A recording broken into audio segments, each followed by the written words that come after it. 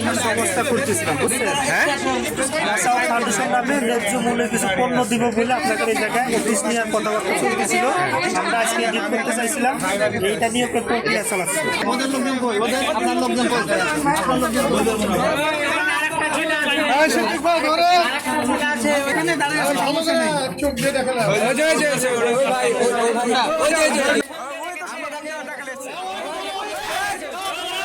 আপু আছে, ওই আপু হচ্ছে বলছিল চাকরির বিষয়ে, তো আমি চাকরি করতে চেয়েছিলাম, তো এখানে ইন্টারভিউ এসে কি দেখলেন?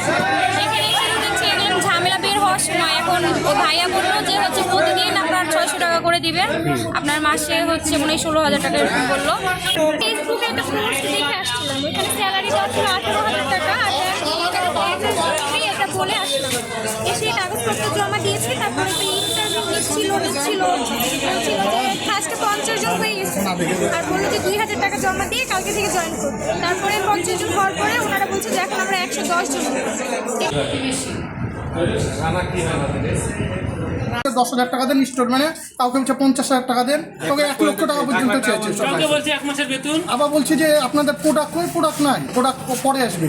আবার বলছে যে আপনাদের টাকা শনিবারের দিন ফেরত দিয়ে দেবো। এখন